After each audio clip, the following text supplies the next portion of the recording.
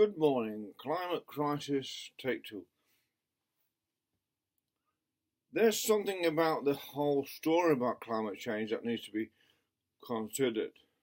Much of it is a fake and a fraud. And anyone who uses the term climate crisis, the best thing to do is not trust any word after that, because they will mix in a bit of information with an awful lot of noise and not tell you the full story. Climate crisis is an emotive term. It's not a scientific term because there's no scientific description for the word crisis unless you've had an accident in a car and you're bleeding to death. Then you've got a crisis, but the earth isn't bleeding to death. In fact, right at the moment, India and China are adding millions of acres or more green trees, in other words, to their land. So that sort of will not say that's a crisis. That's a sort of a bonus, because they know if there's more CO2 in the air, you might as well take advantage of that and recycle the CO2 into something that's beneficial to the earth, which is trees or crops or whatever. Because CO2 is recycled by nature itself. They don't seem to want to mention that, and all these people saying climate crisis, and I'm saying anyone saying climate crisis has to be looked upon with suspicion, because they're it's an emotional hook to those people, clickbait if you like, to those people who've been inculcated for many years now and really through the education system, convinced humans can do something about a climate. Well, humans cannot do anything about a climate. It's extremely doubtful. Besides, there's so many other things going on. With Pakistan about to develop 100 billion tons of coal, there's obviously some disparity, in China continuing to expand its coal-fired power station, so will India. There's some disparity going on, an imbalance going on in how the climate change politics is dealt with globally, because it seems to me that some people can continue. If it was really an emergency, we'd all be in it together, but we're not. It's just an approach to diminish the wealth of the rich, or so-called rich nations, cause hardship for many poorer people and all people in rich nations. But I digressed, because I want to talk about the Antarctica itself. Now, the Antarctica, there's a lot of talk about the Antarctica, but not much actual truth. They make it out and they show you pictures of Antarctica and ice shelves floating into the sea and all that sort of stuff, but it does not actually tell you what's going on with the Antarctica. The Antarctica has been where it is for about the last 35 million years. It's moved to that place, and therefore from the last 35 million years, it's determined the Earth's climate. And now, with the pressure, the problem with the Antarctica is with millions and billions of tons, suppose about 100 million tons of ice every year is piled onto the Antarctica. And because where there's a gravitational effect on that's the pressure of that ice causes it to slip over the surface into the sea. It's just called gravity and pressure. That's all it is. There's a gravitational force at the Antarctica, and that moves the ice into the sea. The more ice you get on the Antarctica, the more that moves and spreads over the sea and ends up breaking off as huge ice flows. The fact that huge ice flows breaking off does not prove the Antarctic is melting, because they snapped off. They didn't dissipate. They didn't gradually evaporate under the sun or the heat of the sea. They snapped off. They snapped off for a very particular and very precise reason. They simply snapped off because ice is laminated. Centuries of laminated annual, like tree rings, annual layers of snow which turns into crystalline, and it goes ice because it's compressed so hard. But nonetheless, the granular effect, the crystalline effect of that is there, and it's like a piece of laminated piece of wood. And once it gets out into the sea, spread right out, with the Antarctic itself, all that massive weight of ice on the Antarctica is pressed down, it presses and it moves the crust of the Antarctica itself, then the ice floes snap off. They're not melting off. It's like, it's melting off. They will then gradually melt in the sea, but they will not add anything, as it's well known. All the ice will not add one iota of depth to the Earth's ocean, and certainly won't flood the land. The chance of the Antarctic itself melting is nil, because each year, unless the world tips over and the Antarctic becomes where the equator is, then we'll all finish anyway. But how long do you have to if that happens? But with the Antarctica, you'll spend 6 months of the year, 6 months of the year in the dark, minus many degrees. Now, ice melts at 32 degrees Fahrenheit, 0 degrees Celsius. So these people saying, and the other reason they don't tell you about the Antarctica, it's got more volcanoes in the Antarctica than anywhere else on the planet. So because of that, why has it got volcanoes? Because it's all the ice, tons and tons of ice, is pressing down into the core of the Earth in a very, very active, magnetically active area of the Earth. Now, I don't know how much affects the magnetic activity, because it's in a polar region, because the magnetic forces are closer together there.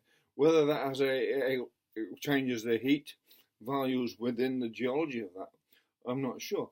But the point is, all that pressure on the Antarctica causes heat to bubble up onto the Antarctica continent, and that would cause some sort of warming in that area. We already know that there are warm areas and warmer lakes in the Antarctica because of this thermal regions, in other words, naturally occurring in the Antarctica itself because of the weight and pressure. Well, the thermal regions in every continent, Australia and America, Africa, everyone's got its own thermal regions. There's continents of thermal regions, nothing to do with anything other than the geology and the pressures in the earth and the eating the water up from below. It's nothing to do, and that's how all of the earth is eaten up from below, more than any other reason, through radiation, the decay of radiation, radioactive products, also because of the pressure, which is not mentioned, but the pressure of the Antarctic, so the pressure of the continents itself, the masses of the Andes into the crust itself, is a geological pressure that adds also to the heat. You cannot say that when tectonic plates are going underneath subduction zones and all that massive amount of heat given off because of that pressure of that, that's not mentioned. It's funny enough, they never mentioned that as a heat value in keeping the thermal qualities of the Earth. They don't quantify that for some reason, because they can't. It's impossible to quantify because it's one of those things that cannot be measured. So they don't conveniently forget, and Al Gore and all this conveniently forget half the facts, or most of the facts relevant to the Earth's climate changing. You can't change the climate. Humans can't. All humans can do to improve their life is how they behave themselves, and that's the only way to improve your life, is to behave yourself in a way that improves you, gives you a better life, keep you healthy, keep fit and happy, keep people nice and be polite. Then you have a better life, regardless of what the climate is, because climate is a variable all over the globe, and people are living happily all over the globe in various climates. So I don't see what the panic is. All you got to do is adapt.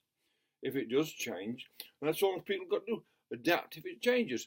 If some seas rise, well, they're not going to do anything about it, because land goes down, up and down, according to tectonic plate action, causes land to go up and down, because it causes convolutions.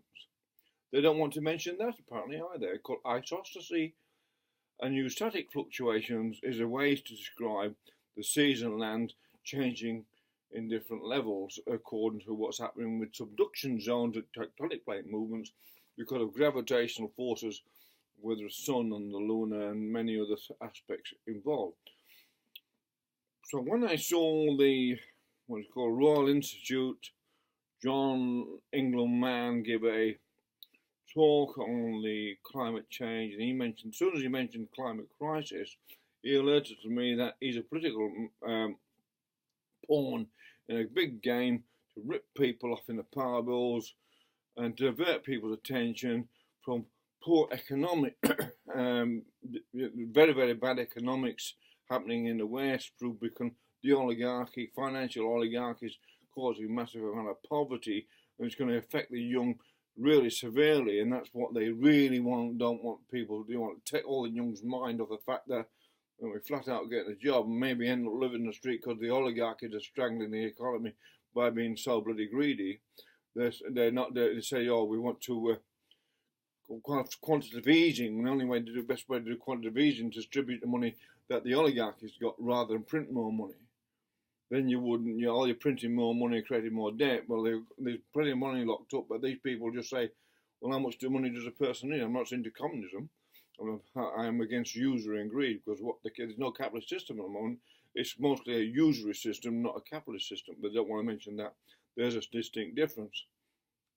And it may seem like what's this to do with climate change? Everything to do with climate change is a diversion from what's actually going on through decades now of very poor economic processes from governments, successive governments, that have failed to take into consideration 3 generations into the future, what happens with the economy and the fiscal economy, and what happens 3 generations in the future, because that would be the real way to look at an economy, because they've done that, because they've failed in their job and catered to the oligarchies, the rich oligarchies and the banks. They've failed the people. They've catered to the minority, failed the people. They now need climate change as the diversion to scare the daylights out of the young. And if people fear climate crisis, keeping nightmares into young, it's distracting them and stopping them concentrating on what all they ought to concentrate on, which is how do we solve the economic problems caused by bad practices by the government. That's the most important, because it doesn't matter where you live in the world, climate's all different. If you're living in a street and you're very, very poor, then you're having a hard time no matter what the climate is. So anyone says climate crisis, use that term in an emotive term, giving these talks on this, walk away from them. They're extremely dishonest people out there to do harm to young people and not help the world at all. It's not people who care about humanity. Not once I've heard anyone going about global climate change mention all people suffering because it's freezing cold in winter. And I, for one, I would love it to be global warming. I was looking forward to global warming because each winter it's freezing, and I was sort of, oh, global warming, great, I come a couple of degrees warmer. Millions of people in the world live where it's freezing and would look forward to a couple of degrees warmer. So seeing the climate changes are sort of what's it mean? Well, there's millions and millions of people who wouldn't mind a degree or 2 warmer during winter. It would make it more pleasant in their climates.